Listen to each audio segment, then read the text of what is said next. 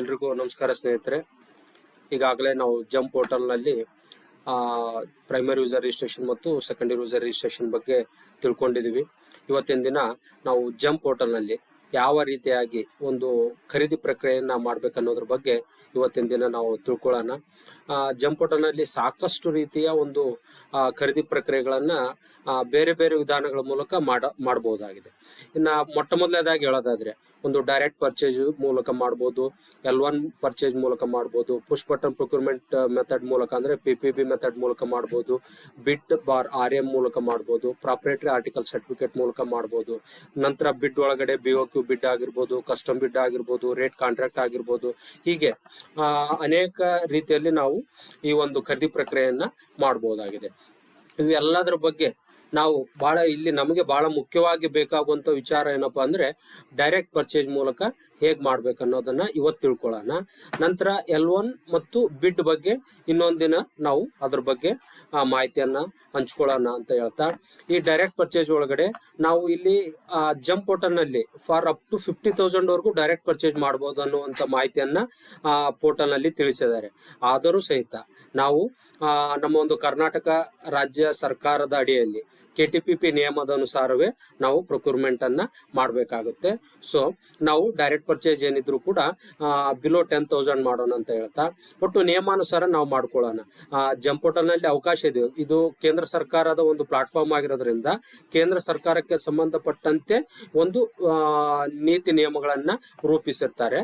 So ನಾವು ಯಾವುದೇ ರೀತಿಯ ಒಂದು ಆಡಿಟ್ ಅಬ್ಜೆಕ್ಷನ್ ಆಗ್ಬಾರ್ದಪ್ಪ ಅಂತಂದ್ರೆ ನಾವು ನಮ್ಮ ಒಂದು KTPP ನಿಯಮಾನುಸಾರ ಮಾಡ್ಕೊಳ್ಳೋಣ ಒಂದು ಖರೀದಿ ಪ್ರಕ್ರಿಯೆ ಅಂತ ಹೇಳ್ತಾ, ನಮಗೆ ಬಹಳ ಮುಖ್ಯವಾಗಿ ಬೇಕಾಗುವಂತದ್ದು ಒಂದು ಡೈರೆಕ್ಟ್ ಪರ್ಚೇಜ್, ಆನಂತರ ಬಿಡ್ ಬಾರ್ ಏನಿದೆ ಅಲ್ಲ ಈ ಬಿಡ್ ಮೆಥಡ್ ಅಲ್ಲಿ, ಸ್ಪೆಷಲಿ ಇನ್ನು ಬಿಡ್ ಅಲ್ಲಿ ನಾವು BOQ ಬಿಡ್ ಮಾಡೋದ್ರ ಮೂಲಕ ಸಾಕಷ್ಟು ರೀತಿಯ ನಮಗೆ ಬೇಕಾಗಿರ್ತಕ್ಕಂಥ ಎಲ್ಲ ಔಷಧಿಗಳನ್ನ ನಾವಿಲ್ಲಿ ಖರೀದಿ ಮಾಡ್ಬೋದು.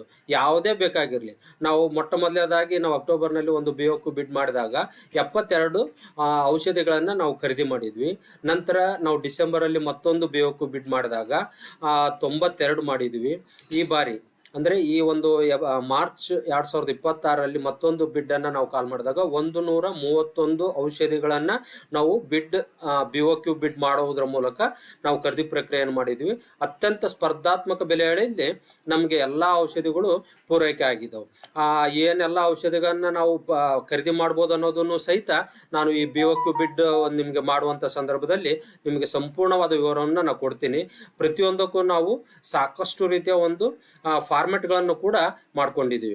ಅಂದ್ರೆ ಯಾವ ಒಂದು ಸಂದರ್ಭದಲ್ಲಿ ಯಾವ ಒಂದು ಫಾರ್ಮೆಟ್ ಅನ್ನು ಉಪಯೋಗ ಮಾಡ್ಬೇಕು, ಅಂದ್ರೆ ಖರೀದಿ ಪ್ರಕ್ರಿಯೆ ಮಾಡೋದಕ್ಕೆ ಬೇಕಾಗುವಂತ ಒಂದು ಫಾರ್ಮೆಟ್ ಯಾವುದು, ನೀವು ಪೂರೈಕೆ ಆದೇಶ ನೀಡಬೇಕಾಗುವಂತ ಸಂದರ್ಭದಲ್ಲಿ ಬೇಕಾಗುವಂತ ಫಾರ್ಮೆಟ್ ಯಾವುದು, ಆ ನಂತರ ಯಾವುದೇ ಒಂದು ಈ ಸರ್ವಿಸ್ ಅನ್ನ ತೆಗೆದುಕೊಳ್ಳುವಂತ ಸಂದರ್ಭದಲ್ಲಿ ನಿಮಗೆ ಸ್ಕೋಪ್ ಆಫ್ ವರ್ಕ್ ಬಗ್ಗೆ ಆಗಿರ್ಬೋದು, ಸಾಕಷ್ಟು ರೀತಿಯ ಫಾರ್ಮೆಟ್ ಗಳನ್ನು ಕೂಡ ಮಾಡಿದ್ವಿ. ನಾವು ಪ್ರತಿಯೊಂದನ್ನು ಕೂಡ ತಮಗೆ ಹಂಚ್ಕೊಳ್ತಾ ಈ ಜಂಪ್ ಪೋರ್ಟಲ್ ನಲ್ಲಿ ಬಹಳ ಸರಳವಾಗಿ ನಮಗೆ ಏನ್ ಬೇಕು ಎಲ್ಲ ಔಷಧಿಗಳನ್ನ ಸ್ಪರ್ಧಾತ್ಮಕ ಬೆಲೆಗಳಲ್ಲಿ ಬಹಳ ಸರಳವಾಗಿ ಖರೀದಿ ಮಾಡೋದನ್ನ ನಾನು ನಿಮ್ಮೆಲ್ಲರಿಗೂ ನನಗೆ ತಿಳಿದಿರುವಂತ ಎಲ್ಲಾ ಮಾಹಿತಿಯನ್ನ ತಮ್ಮೊಂದಿಗೆ ಹಂಚ್ಕೊಳ್ತೀನಿ ಅಂತ ಹೇಳ್ತಾ, ಈ ಒಂದು ಡೈರೆಕ್ಟ್ ಪರ್ಚೇಸ್ ಬಗ್ಗೆ ಈ ಒಂದು ಸ್ಲೈಡ್ ಅನ್ನ ತಮ್ಮೊಂದಿಗೆ ಹಂಚ್ಕೊಳ್ತಾ ಯಾವ ರೀತಿಯಾಗಿ ನಾವು ಡೈರೆಕ್ಟ್ ಪರ್ಚೇಸ್ ಅಲ್ಲಿ ಔಷಧಿಗಳನ್ನ ಖರೀದಿ ಮಾಡ್ಬೇಕು ಅನ್ನೋದನ್ನ ತಮ್ಮೊಂದಿಗೆ ಇಲ್ಲಿ ಹಂಚ್ಕೊಳ್ತೀನಿ.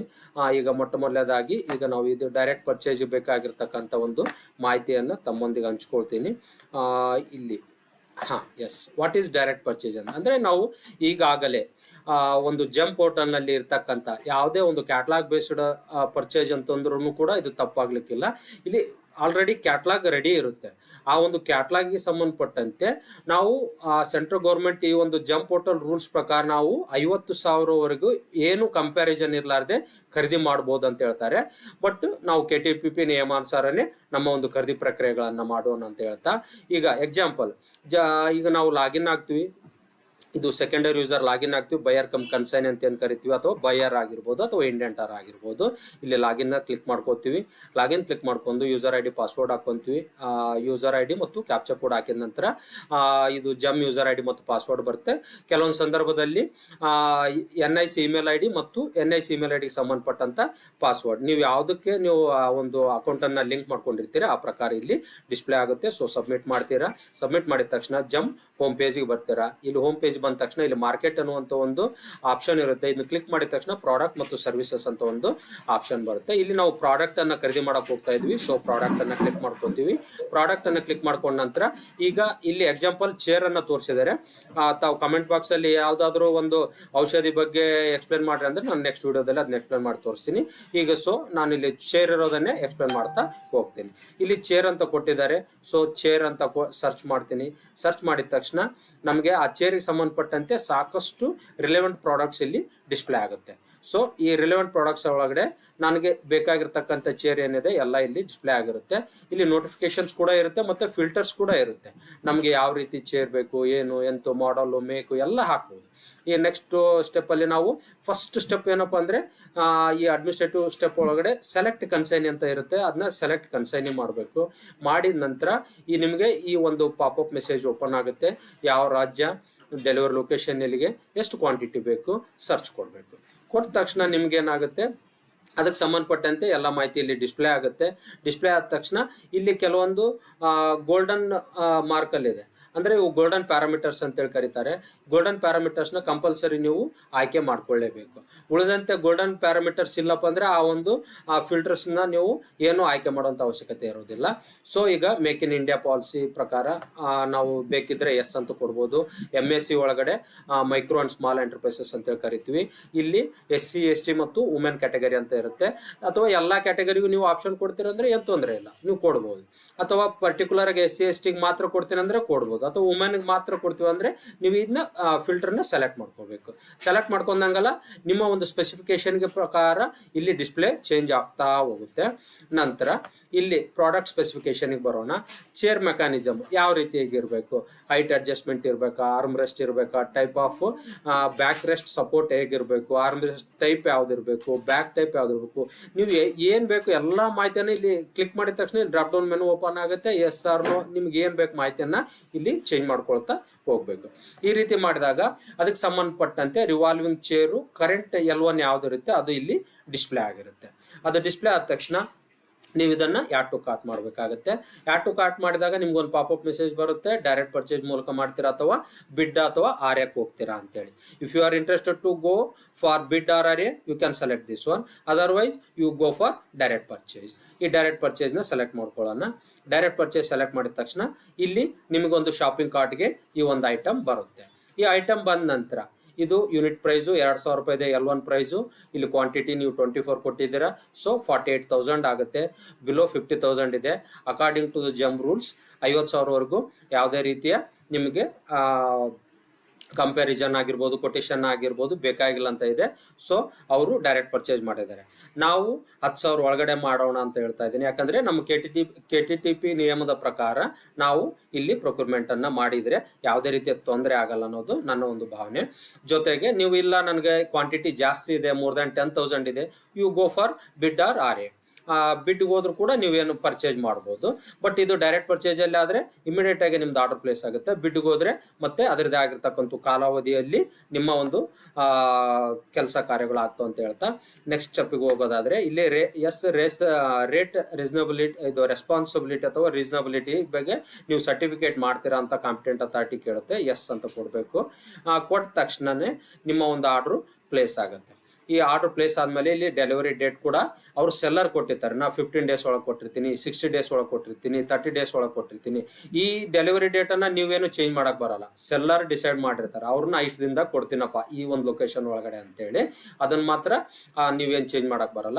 ಸೊ ಇದಾದ ನಂತರ ಇಲ್ಲಿ ಅಪ್ಡೇಟ್ ಆರ್ಡರ್ ಅಂತ ಹೇಳಿರುತ್ತೆ. ಪರ್ಚೇಸ್ ರಿಕ್ವೆಷನ್ ನಿಮ್ಮ ಹತ್ರ ಏನಾದರೂ ಪರ್ಚೇಸ್ ಆರ್ಡರ್ ನಂಬರ್ ಇದ್ರೆ, ಪರ್ಚೇಸ್ ಆರ್ಡರ್ ಡೇಟ್ ಇದ್ರೆ, ಇದಕ್ಕೆ ಸಂಬಂಧಪಟ್ಟಂತ ಪರ್ಚೇಸ್ ರಿಕ್ವೆಷನ್ಗೆ ಸಂಬಂಧಪಟ್ಟಂತ ಮಾಹಿತಿ ಇದ್ರೆ ಇದನ್ನ ನೀವು ಫಿಲ್ ಅಪ್ ಮಾಡಿ. ಅದರ್ವೈಸ್ ಏನು ತೊಂದರೆ ಇಲ್ಲ. ಇದು ಏನು ಮ್ಯಾಂಡೇಟರಿ ಇರಲ್ಲ. ನೀವು ಈ ಸ್ಟೆಪ್ ಅನ್ನ ಸ್ಕಿಪ್ ಮಾಡ್ಕೊಂಡು ಹೋಗ್ಬೋದು. ನಿಮ್ದು ಇದ್ರೆ ಇದನ್ನೆಲ್ಲ ಡೀಟೇಲ್ಸ್ ಅಪ್ಡೇಟ್ ಮಾಡಿ ಅಪ್ಡೇಟ್ ಆರ್ಡರ್ ಅನ್ಬೇಕು. ಅದರ್ವೈಸ್ ಏನು ನೀಡಿಲ್ಲ. ನಂತರ ಇಲ್ಲಿಗೆ ಬರ್ತೀವಿ ನಾವು ಈ ಸ್ಟೆಪ್ಗೆ. ಇದು 48,000 ಇದೆ. ಎಸ್ ಕಂಟಿನ್ಯೂ ಅಂತ ಹೇಳ್ತೀವಿ. ಕಂಟಿನ್ಯೂ ಅಂದ ತಕ್ಷಣ ಈಗ ಲಾಸ್ಟ್ ಸ್ಟೆಪ್ಪಿಗೆ ಬರ್ತಾ ಇದೀವಿ. ಇಲ್ಲಿ ಸೆಲೆಕ್ಟ್ ಪೇಮೆಂಟ್ ಅಥಾರಿಟಿ ಅಂತ ಇರುತ್ತೆ. ನೀವು ಕಂಪಲ್ಸರಿ, ನಾನು ಈಗಾಗಲೇ 2ನೇ ವಿಡಿಯೋದಲ್ಲಿ ಹೇಳಿರೋ ಪ್ರಕಾರ ನಾವು ಒಂದು ಯಾವುದೋ ಒಂದು ಖರೀದಿ ಪ್ರಕ್ರಿಯೆಯನ್ನು ಜಂಪ್ ಪೋರ್ಟಲ್ನಲ್ಲಿ ಮಾಡ್ಬೇಕಂದ್ರೆ ಪ್ರತಿಯೊಂದು ಇನ್ಸ್ಟಿಟ್ಯೂಟಿಂದ 3 ಯೂಸರ್ ಐಡಿಗಳು, ಯೂಸರ್ ರೂಲ್ಸ್ ಬೇಕಾಗುತ್ತೆ. ಒಂದು ಬೈಯರು, ಇನ್ನೊಂದು ಕನ್ಸೈನಿ, ಇನ್ನೊಬ್ರು ಪೇಮೆಂಟ್ ಅಕೌಂಟ್ ಆಫೀಸರ್ ಅಂತೇಳಿ. ಇವು 3 ಜನ ಇರಲೇಬೇಕು. ಈ 3 ಜನದಲ್ಲಿ ನಾವು ಬೈಯರ್ ಕಮ್ ಕನ್ಸೈನಿನ ಒಬ್ರು ಮಾಡ್ಬೋದು, ಪಿ ಒನ ಇನ್ನೊಬ್ರು ಮಾಡ್ಬೋದು. ಅಂದ್ರೆ ಒಟ್ಟಾರೆಯಾಗಿ 3 ರೋಲ್ ಕಂಪಲ್ಸರಿ ಬೇಕು. ಅದರಲ್ಲಿ ಇಬ್ಬರಿದ್ರು ಕೂಡ ನಡೆಯುತ್ತೆ. ಒಬ್ರು ಬೈಯರ್ ಕಮ್ ಕನ್ಸೈನ್ ಆಗ್ತಾರೆ, ಇನ್ನೊಬ್ರು ಪಿ ಒ ಆಗ್ತಾರೆ. ಸೊ ನಿಮ್ಮ ಒಂದು ಇನ್ಸ್ಟಿಟ್ಯೂಟ್ಗೆ ಸಂಬಂಧಪಟ್ಟಂತೆ ಪಿ ಒ ಯಾರಾದರೆ ಅದನ್ನ ಡ್ರಾಪ್ ಡೌನ್ ಮೆನ್ಯುವಲ್ಲಿ ಸೆಲೆಕ್ಟ್ ಮಾಡ್ಕೊಳ್ಳಿ. ನಂತರ designation of official providing administration approval ಇದೆಯಲ್ಲ, ಅಲ್ಲಿ ನಿಮ್ಮ ಅಡ್ಮಿನಿಸ್ಟ್ರೇಟಿವ್ ಮೆಡಿಕಲ್ ಆಫೀಸರ್ ಆಗಿರ್ಬೋದು, ಅಥವಾ ಚೀಫ್ ಮೆಡಿಕಲ್ ಆಫೀಸರ್ ಆಗಿರ್ಬೋದು, ಅಥವಾ ಅಸಿಸ್ಟೆಂಟ್ ಅಡ್ಮಿನಿಸ್ಟ್ರೇಟಿವ್ ಆಫೀಸರ್ ಆಗಿರ್ಬೋದು, ಯಾರು ಬರ್ತಾರೆ ಅವ್ರನ್ನ ಸೆಲೆಕ್ಟ್ ಮಾಡ್ಕೊಳ್ಳಿ. ಅವರ ಡೆಸಿಗ್ನೇಷನ್ ಅನ್ನು ಹಾಕಿ, ಫೈನಾನ್ಷಿಯಲ್ ಅಪ್ರೂವಲ್ ಯಾರು ಕೊಡ್ತಾರೆ ಅವ್ರ ಡೆಸಿಗ್ನೇಷನ್ ಅನ್ನು ಹಾಕಿ. ಇಲ್ಲಿ 2 ಎಮೋ ಕೂಡ ಆಗಿರ್ಬೋದು ಅಥವಾ ಸೇಮೋ ಕೂಡ ಆಗಿರ್ಬೋದು, 2 ಕೂಡ ಒಬ್ಬರೇ ಕೂಡ ಆಗಿರ್ತಾರೆ. ಯಾರ ಹೆಸರಲ್ಲಿ ಇನ್ವಾಯ್ಸ್ ಬೇಕಂತ ಅದೇ ನಿಮಗೆ ಫಸ್ಟ್ ವಿಡಿಯೋದಲ್ಲಿ ಹೇಳಿದೆ. ನೀವು ಸೆಕೆಂಡರಿ ಯೂಸರ್ ಕ್ರಿಯೇಟ್ ಮಾಡುವಂಥ ಸಂದರ್ಭದಲ್ಲಿ ಮೆಡಿಕಲ್ ಆಫೀಸರ್ ಹೆಸರನ್ನೇ ನಾವು ಬೈಯರ್ ಕಮ್ ಕನ್ಸೈನಿ ಮಾಡ್ಬೇಕಂತ. ಯಾಕಪ್ಪ ಅಂದ್ರೆ ಆ GST ಟ್ಯಾಕ್ಸ್ ಇನ್ವಾಯ್ಸ್ ಏನಿದೆ ಅಲ್ಲ, ಯಾರ ಹೆಸರಲ್ಲೇ ಬೇಕಂತ ಇದು ಮ್ಯಾಂಡೇಟ್ರಿ ಇದೆ. ನೀವು ಇಲ್ಲಿ ಬೈಯರ್ ಅಥವಾ ಕನ್ಸೈನಿ ಯಾರನ್ನ ಸೆಲೆಕ್ಟ್ ಮಾಡ್ತೀರಾ ಅವ್ರ ಹೆಸರು ಇನ್ವಾಯ್ಸ್ ಮೇಲೆ ಬರುತ್ತೆ. ಸೊ ನೀವು ಇಲ್ಲಿ ಮೆಡಿಕಲ್ ಆಫೀಸರ್ ಹೆಸರನ್ನ ಕೊಡ್ರಿ ಅಂತ ನಾ ಹೇಳಿದ್ದೆ. ಇಲ್ಲಿ ಬೈಯರ್ ಕೊಟ್ರೆ ಬೈಯರ್ ಹೆಸರು ಬರುತ್ತೆ, ಕನ್ಸೈನಿ ಕೊಟ್ರೆ ಕನ್ಸೈನಿ ಹೆಸರು ಬರುತ್ತೆ. ಬೈಯರ್ ಕಮ್ ಕನ್ಸೈನಿ ಇಬ್ರು ಒಬ್ಬರೇ ಆಗಿದ್ರೆ ನೀವು ಯಾವ್ದು ಸೆಲೆಕ್ಟ್ ಮಾಡಿದ್ರು ಕೂಡ ಅವ್ರ ಹೆಸರು ಬರುತ್ತೆ. ನೆಕ್ಸ್ಟ್ ಕನ್ಸೈನಿ ಏನಾರ ನಿಮ್ಮ ಒಂದು ಬಿಲ್ ಅನ್ನ ಪ್ರೊಸೆಸ್ ಮಾಡ್ಬೇಕಂತ ಕೇಳುತ್ತೆ. ನೀವೇನಾದ್ರೂ ಅದನ್ನ ಚೆಕ್ ಮಾಡಿ ಕನ್ಸೈನಿ ಪ್ರಕಾರ ಇದು ಮಾಡ್ಬೇಕಂದ್ರೆ ಎಸ್ ಅನ್ಬೋದು, ಅಥವಾ ನೋ ಅಂದ್ರೂ ಕೂಡ ಏನು ತೊಂದರೆ ಇಲ್ಲ. Next TDS to be collected under ಅಂತೇಳಿ ಇನ್ಕಮ್ ಟ್ಯಾಕ್ಸ್ GST ಏನಾರ ಕಟ್ ಮಾಡೋದಿರುತ್ತಾ ಇದೇನಾ ಅಂತ ಕೇಳಿದ್ರೆ 30,000 ಮೇಲೆ ಇದ್ರೆ ಕಂಪಲ್ಸರಿ ಇದು GST ಅನ್ನ ಮಾಡ್ತೀವಿ. 2.5 ಲಕ್ಷ ಮೇಲಿದ್ರೆ GST ಆಕ್ಟ್ ಪ್ರಕಾರ ಅವ್ರನ್ನ GST ಕಟ್ ಮಾಡ್ತೀವಿ. ಅದೇ ರೀತಿಯಾಗಿ ಇನ್ಕಮ್ ಟ್ಯಾಕ್ಸು ಇದು ನಿಮ್ಮ ಕ್ಲಾರಿಕಲ್ ವಿಂಗ್ ಅವರನ್ನ ಕೇಳಿದ್ರೆ ಅವ್ರು ಹೇಳ್ತಾರೆ ಅದೇನು ಇನ್ಕಮ್ ಟ್ಯಾಕ್ಸ್ GST ಕಟ್ ಮಾಡೋದಿದೆನಾ ಇಲ್ವಾ ಅಂತೇಳಿ. ಇದ್ರೆ ನೀವು ಎಸ್ ಅಂತ ಕೊಡಿ. ಕೊಟ್ಟ ನಂತರ ನೆಕ್ಸ್ಟ್ ಫೈನಾನ್ಷಿಯಲ್ ಅಪ್ರೂವಲ್ ಏನಾದರೂ ನೀಡಿದೆನಾ ಈ ಒಂದು ಆದೇಶಕ್ಕೆ ಖರೀದಿ ಪ್ರಕ್ರಿಯೆಗೆ ಅಂತ ಕೇಳುತ್ತೆ. ನೀವು ಎಸ್ ಇದ್ರೆ ಎಸ್ ಕೊಟ್ಟು ಆ ಫೈನಾನ್ಷಿಯಲ್ ಅಪ್ರೂವಲ್ ಯಾರು ಕೊಡಬೇಕು ಅವರ ಮಾಹಿತಿಯನ್ನು ಹಂಚ್ಕೊಳ್ಬೇಕು. ನಂತರ ನೋ ಇದ್ರೆ ನೋ ಅಂತ ಕೊಡಿ. ಅಮೌಂಟ್ ಟು ಬಿ ಪೇಡ್ 48,000 ಇದೆ. ಇಲ್ಲಿ ಫೈನಾನ್ಷಿಯಲ್ ಅಪ್ರೂವಲ್ ಆದ ನಂತರ ಇಲ್ಲಿ ಒಂದು ಫೈಲ್ ಅನ್ನು ಅಪ್ಲೋಡ್ ಮಾಡಬೇಕು. ನಾವು ಇದಕ್ಕೆ ಒಂದು ಸರ್ಕ್ಯುಲರ್ ಮಾಡ್ಕೋಬೇಕು, ಒಂದು ಖರೀದಿ ಪ್ರಕ್ರಿಯೆಗೆ ಆದೇಶ ಅಂತೇಳಿ. ಸೊ ಅಂಡ್ ಸೊ ಈ ವಿಷಯ ಬಗ್ಗೆ ನಾವೀಗ ಚೇರ್ ಅನ್ನು ಖರೀದಿ ಮಾಡ್ತಿದ್ವಿ. 24 ಚೇರ್ಗಳನ್ನ ನಮ್ಮ ಒಂದು ಪ್ರಾಥಮಿಕ ಆರೋಗ್ಯ ಅಥವಾ ಸಮುದಾಯ ಕೇಂದ್ರಕ್ಕೆ ಬೇಕಾಗಿರೋದ್ರಿಂದ ಖರೀದಿ ಮಾಡುವ ಬಗ್ಗೆ ಅಂತೇಳಿ ಅದನ್ನ ಹಾಕೊಂಡು ಅದ್ರ ಬಗ್ಗೆ ಒಂದು ಸುತ್ತೋಲೆಯನ್ನು ಹಾಕೊಳ್ರಿ, ಅಥವಾ ಖರೀದಿ ಪ್ರಕ್ರಿಯೆ ಆದೇಶ ಅಂತ ಮಾಡ್ಕೊಂಡು ಆ ಸಂಬಂಧಪಟ್ಟಂತ ಅಧಿಕಾರಿಗಳ ಒಂದು ಸಹಿಯನ್ನು ತಗೊಂಡು ಆ ಒಂದು ಆದೇಶವನ್ನು ಸ್ಕ್ಯಾನ್ ಮಾಡಿ ಇಲ್ಲಿ ಅಪ್ಲೋಡ್ ಮಾಡಿ ಇಲ್ಲಿ ಕಂಟಿನ್ಯೂ ಅನ್ಬೇಕು. ಕಂಟಿನ್ಯೂ ಅಂದ ನಂತರ ಇಲ್ಲಿ ಜನರಲ್ ಕಾಂಟ್ರಾಕ್ಟ್ ಜನರೇಟ್ ಆಗಕ್ಕೆ ಟರ್ಮ್ಸ್ ಅಂಡ್ ಕಂಡೀಷನ್ಸ್ ಇರ್ತವೆ, ಅದನ್ನ ಅಕ್ಸೆಪ್ಟ್ ಅಂಡ್ ಸೇವ್ ಅನ್ಬೇಕು. ನಂತರ ನಿಮ್ಗೆ ಇಲ್ಲಿ ಲಾಸ್ಟ್ ಸ್ಟೆಪ್ಪಿಗೆ ಬರ್ತೀರಿ, ವೆರಿಫಿಕೇಶನ್ ಸ್ಟೆಪ್. ಇದನ್ನ ವೆರಿಫೈ ವಿತ್ OTP ಅಥವಾ ಇ-ಸೈನ್ ಅಥವಾ DAC ಮೂಲಕ ವೆರಿಫೈ ಮಾಡ್ಬೋದು. ಸೊ ನಾವು ವೆರಿಫೈ ವಿತ್ OTP ಈಸಿ ಇದೆ. ಸೊ ಇದನ್ನ ಕ್ಲಿಕ್ ಮಾಡಿದ ತಕ್ಷಣ ನಿಮಗೇನಾಗುತ್ತೆ, ಇಲ್ಲಿ ಎಂಟರ್ OTP ಅಂತ ಬರುತ್ತೆ. ನಿಮ್ಮ ಒಂದು ಬೈಯರ್ ಯಾರಿರ್ತಾರೆ ಅವ್ರಿಗೆ OTP ಹೋಗಿರುತ್ತೆ. ಆ OTP-ಯನ್ನು ಇಲ್ಲಿ ಹಾಕಿ ವೆರಿಫೈ ಮಾಡಬೇಕು. ವೆರಿಫೈ ಮಾಡಿದ ನಂತರ ನಿಮ್ದು ಆರ್ಡರ್ ಪ್ಲೇಸ್ ಆಗುತ್ತೆ. Your contract has been saved and your order is placed successfully ಅನ್ನೋ ಒಂದು ಮೆಸೇಜ್ ಬರುತ್ತೆ ನಿಮಗೆ. ಅದು ನಂತರ ಇಲ್ಲಿ 3 ಇರುತ್ತೆ. ಫೈನಾನ್ಷಿಯಲ್ ಡೀಟೇಲ್ಸ್ ಅಂದ್ರೆ ನೀವು ಖರೀದಿ ಪ್ರಕ್ರಿಯೆ ಮಾಡುವಂತ ಒಂದು ಆದೇಶ ಇಲ್ಲಿರುತ್ತೆ. ಸ್ಯಾಂಕ್ಷನ್ ಆರ್ಡರ್ ಅಂದ್ರೆ ಇದು ಜಂಪ್ ಪೋರ್ಟಲ್ ನಲ್ಲಿ ಸ್ಯಾಂಕ್ಷನ್ ಆಗಿರೋ ಬಗ್ಗೆ ಮಾಹಿತಿ ಇರುತ್ತೆ. ಕಾಂಟ್ರಾಕ್ಟ್ ಆರ್ಡರ್ ಅಂದ್ರೆ ನಿಮ್ಗೆ ಯಾವ ಸೆಲ್ಲರ್ಗೆ ಇದು ಆರ್ಡರ್ ಪ್ಲೇಸ್ ಆಗಿದೆ ಅನ್ನೋದು ಮಾಹಿತಿ ಕೂಡ ಇಲ್ಲಿ ನಿಮಗೆ ಕಾಂಟ್ರಾಕ್ಟ್ ಆರ್ಡರ್ ಒಳಗೆ ಡಿಟೇಲ್ ಆಗಿ ಸಿಗುತ್ತೆ. ಇದನ್ನು ಕ್ಲಿಕ್ ಮಾಡಿ ಡೌನ್ಲೋಡ್ ಮಾಡಿದಾಗ ಬೈಯರ್ ಯಾರು, ಸೆಲ್ಲರ್ ಯಾರು, ಪ್ರತಿಯೊಂದು ಮಾಹಿತಿ ಸಿಗುತ್ತೆ ನಿಮಗೆ. ಇಲ್ಲಿ ಈ ಸ್ಟೆಪ್ ಆಗಲ್ವರೆಗೂ ಯಾರು ಸೆಲ್ಲರ್ ಅನ್ನೋದು ಮಾಹಿತಿ ಇರೋದಿಲ್ಲ. ಈ ಕಾಂಟ್ರಾಕ್ಟ್ ಆರ್ಡರ್ ಬಂದ ತಕ್ಷಣನೇ ನೀವು ಡೌನ್ಲೋಡ್ ಮಾಡ್ಕೊಂಡು ಸೆಲ್ಲರ್ ಯಾರು ಅನ್ನೋದನ್ನ ನೀವು ನೇರವಾಗಿ ಅವರಿಗೆ ಫೋನ್ ನಂಬರ್ ಮೂಲಕ ಕಾಂಟ್ಯಾಕ್ಟ್ ಮಾಡಿ ತಮ್ಮ ಏನಾರು ಮಾಹಿತಿ ಇದ್ರೆ ಹಂಚ್ಕೊಳ್ಬಹುದು. ನೆಕ್ಸ್ಟ್ ಇನ್ನು ಕನ್ಕ್ಲೂಷನ್ ಏನಂದ್ರೆ ಡೈರೆಕ್ಟ್ ಪರ್ಚೇಸ್ ಒಳಗೆ 50,000 ಖರೀದಿ ಮಾಡಬಹುದು ಅಂತ ಹೇಳಿ ಜಂಪ್ ಪೋರ್ಟಲ್ ನ ಒಂದು ಕೇಂದ್ರ ಸರ್ಕಾರದ ಆದೇಶದ ಪ್ರಕಾರ 50,000 ಇವರು ಖರೀದಿ ಮಾಡಬಹುದು ಅಂತ ಹೇಳ್ತಾರೆ. ನಾನು ಕೇಳಿದ್ರೆ ಒಂದು KTTP ನಿಯಮವನ್ನ ಪಾಲನೆ ಮಾಡ್ರಿ ಅಂತಂದು ಹೇಳ್ತೀನಿ. ಒಂದ್ಸಲ ಕಾರ್ಟ್ಗೆ ನಿಮ್ಮ ಐಟಮ್ ಅನ್ನು ಹಾಕಿದ್ರಪ್ಪ ಅಂದ್ರೆ 10 days ವರೆಗೂ ಮಾತ್ರ ಅವಕಾಶ ಇರುತ್ತೆ. ಮಲ್ಟಿಪಲ್ ಕನ್ಸೈನಿ ಅವಕಾಶ ಇರೋದಿಲ್ಲ. ಈ ಎಲ್ಲ ಒಂದು ಪ್ರಕ್ರಿಯೆಯನ್ನು ನಾವು ಜಂಪ್ ಪೋರ್ಟಲ್ನಲ್ಲಿ ನೇರವಾಗಿ ಖರೀದಿ ಮಾಡುವುದಕ್ಕೆ ಉಪಯೋಗ ಮಾಡ್ಬೋದು.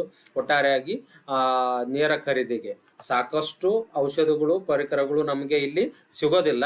ಬಟ್ ನಮಗೆ ಬೇಕಾಗಿರ್ತಕ್ಕಂಥ ಯಾವುದೇ ಒಂದು ವಸ್ತುಗಳು ಅಲ್ಲಿ ಜಂಪ್ ಪೋರ್ಟಲ್ನಲ್ಲಿ ಈಗಾಗಲೇ ಕ್ಯಾಟ್ಲಾಗು ಇದರೊಳಗೆ ಇದ್ದರೆ ಖರೀದಿ ಮಾಡ್ಬೋದು ಅಂತ ಹೇಳ್ತಾ ಈ ಒಂದು ವಿಡಿಯೋವನ್ನು ಇಲ್ಲಿಗೆ ಮುಗಿಸ್ತಾ ಇದ್ದೇನೆ.